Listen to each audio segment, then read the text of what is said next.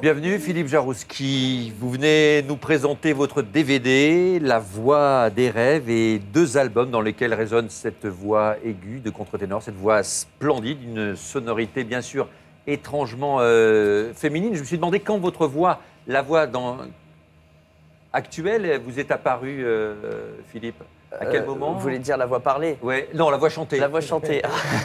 C'est compliqué. Moi, je suis violoniste de formation et je suis allé écouter un concert d'un contre-ténor à l'âge de 18 ans par hasard. Et je me suis dit, je pense qu'inconsciemment, j'avais envie de faire ça depuis le début, en fait, de chanter et de chanter aigu. Et c'est vrai que ça peut paraître curieux et je sais que les premières années où j'ai commencé à chanter, ça me paraissait parfois même curieux à moi-même. Et je demandais à tout le monde si ça sonnait quand même relativement naturel ou si c'était pas trop étrange. Parce que là, quand on vous entend, vous avez une voix, j'ai envie de dire normale.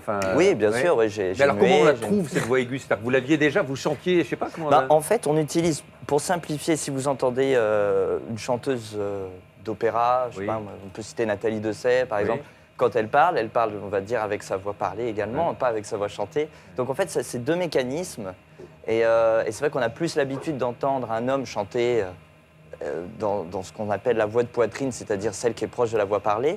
Mais on a aussi ce mécanisme qu'on dit de tête, où on peut effectivement chanter. Et on chante maintenant comme ça, pour beaucoup de mes collègues, pour finalement réinterpréter le répertoire des castrats, qui sont des voix perdues, évidemment. Et donc, on a la solution maintenant d'utiliser des femmes ou des contre-ténors comme moi.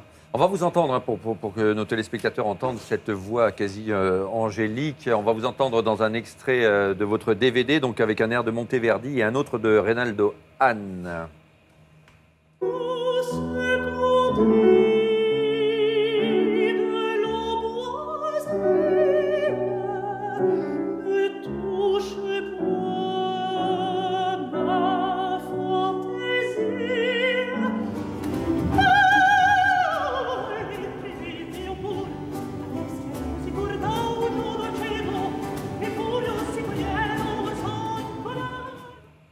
Est-ce qu'il y a une mode des contre-ténors aujourd'hui, Philippe Jarouski? J'aime pas dire ça, mais c'est vrai qu'il y a un engouement. Oui. Est-ce qu'il va perdurer?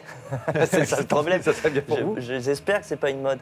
Mais je pense que comme le répertoire en fait avait été un petit peu oublié, le répertoire on va dire de Monteverdi, Handel, Vivaldi, je pense que c'est pas un répertoire qu'on va oublier, en tout cas dans le monde classique. Ça va devenir un répertoire comme les autres, comme Mozart ou comme Beethoven.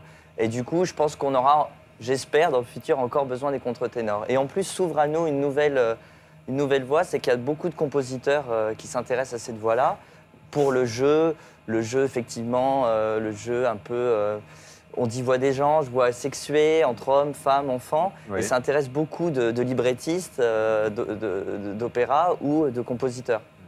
Et vous interprétez des voix, des rôles féminins, parce que alors là, dans cet opéra Arta Circe de Leonardo Vinci, ce sont que des hommes, que des contre-ténors qui interprètent tous les rôles, c'est ça? Alors moi, j'interprète un rôle masculin, mais certains de mes collègues, en fait, c'est un opéra qui a été créé à Rome. Il faut savoir qu'à Rome, par décret du pape, les femmes n'avaient pas le droit de monter sur scène. C'était vraiment une ville très spécifique. Et donc, il y avait des castrats qui étaient spécialisés dans les rôles de femmes. Et il y avait aussi d'autres scènes d'opéra où des femmes jouaient des rôles d'hommes. Enfin, il y avait une espèce de confusion comme ça des genres qui est très baroque, quoi, qui est très... Et qui est pas mal pour l'époque. Est-ce que les cantatrices, les chanteuses classiques ne vous en veulent pas un peu de leur... Est-ce que vous pouvez leur prendre aussi des rôles? Est-ce que vous pourriez jouer le répertoire d'une chanteuse, d'une soprano, par exemple? Je ne pense pas chanter Traviata dans ma vie. mais c'est vraiment impossible ou pas?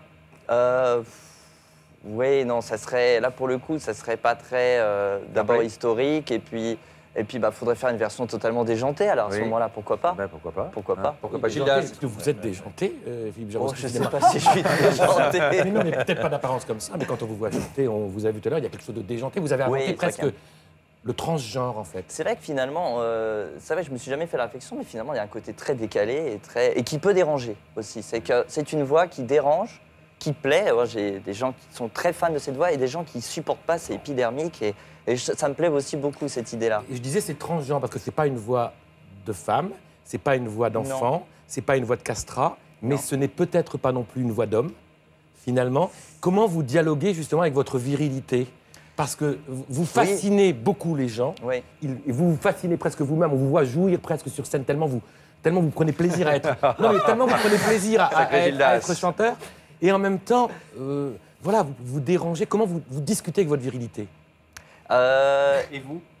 C'est une bonne question. Répondre, mais c'est pas moi qui... C'est une bonne question. En tout cas, moi, depuis le début, chanter comme ça, c'est pas du tout vouloir imiter la voix d'une femme.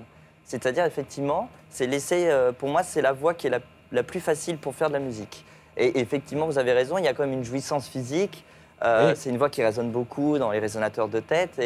Et c'est ce que viennent voir les gens en concert, d'ailleurs, en vrai. C'est-à-dire qu'il y a un effort physique qui est indispensable pour chanter ce genre de répertoire. Mais c'est vrai que c'est peut-être une façon d'exprimer une sensibilité qui va au-delà de la sexualité, justement, ou au-delà des sexes. C'est pour ça que ça séduit beaucoup. Voilà. C'est pour ça qu'on parle de Voix des anges. Donc on peut vous voir chanter dans Arta Circe au Théâtre des Champs-Élysées les 11 et 13 décembre. Et donc en DVD également, Philippe Jarouski. Voilà, maintenant on va passer à un film qui va clore, un extrait de film qui va clore cette émission, un film à voir sur Ciné+, ou à télécharger sur Ciné+ à la demande. C'est donc face au film, un film Ciné+.